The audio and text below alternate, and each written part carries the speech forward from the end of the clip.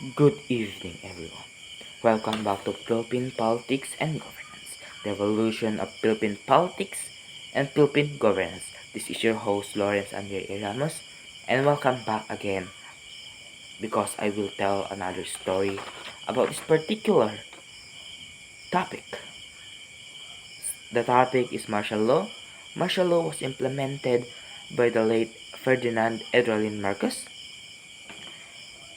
and this story was told me I told by my grandparents, my grandfather especially. This he started telling the story by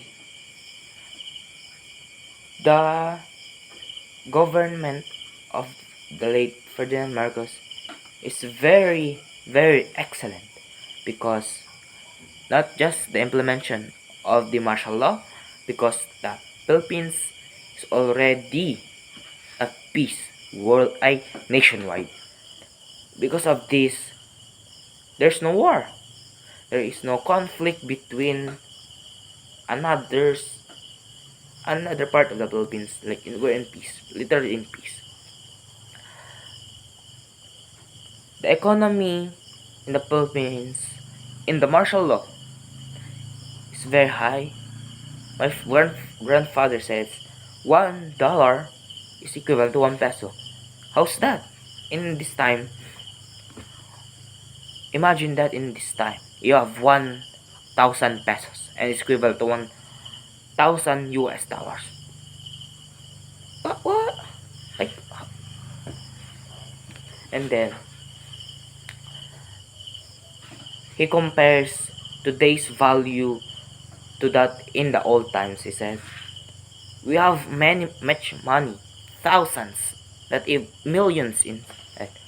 But what's its worth? Nothing. You cannot buy more groceries with 1,000 pesos anymore. It's less. It's less and getting less year by year with the wrong administration.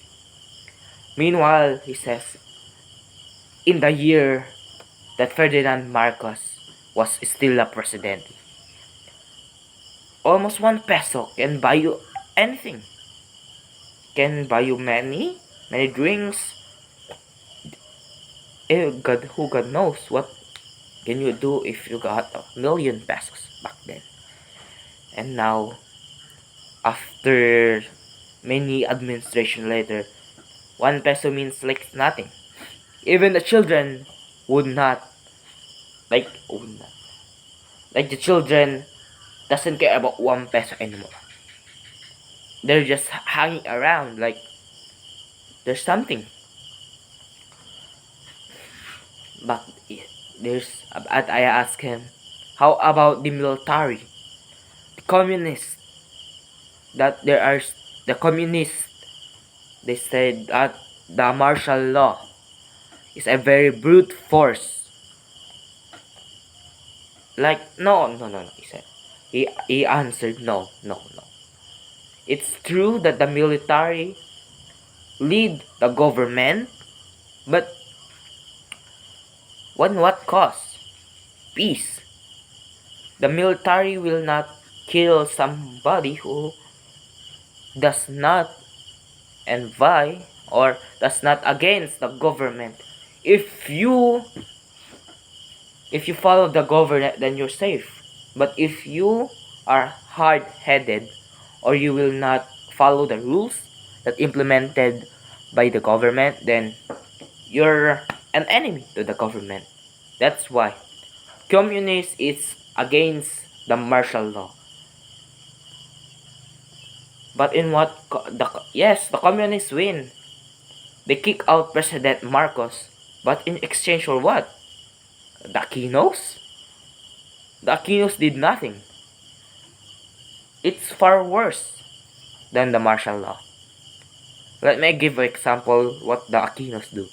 The Hacienda Luisita, they kill many farmers. Meanwhile, in martial law, they didn't kill if you are not an enemy of the government. But what? In this time, Many teenagers like me are seeing many fake news about martial law and did not know the real truth about the martial law itself. We just know about the gossips, the fake news, and mga haka-haka ng mga chismosa sa daan. Many has been rewritten or just changed completely and nothing further from the truth. My grandfather says the truth is one of the most one of the most it goes over there. The one of the most greatest president is still the number one is Ferdinand Marcos. I asked him why. Because we are a powerhouse. Back then, we can fight China with ease. We trash talk US. He says with nothing to worry about.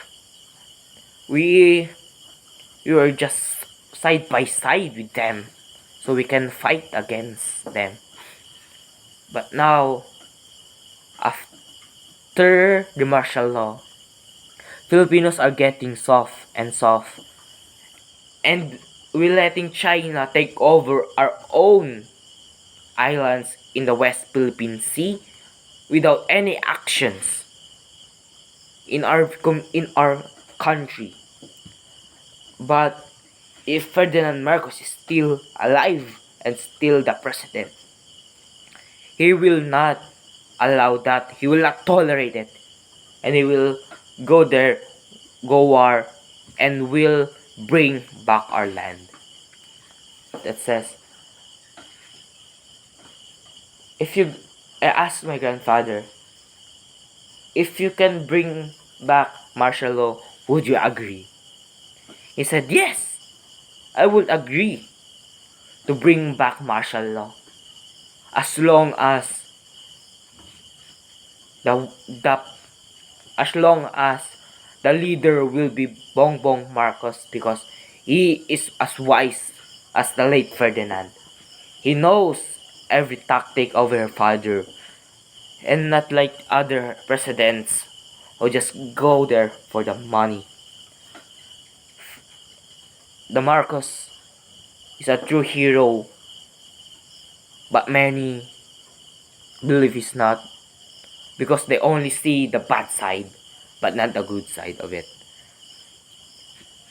That's all he says.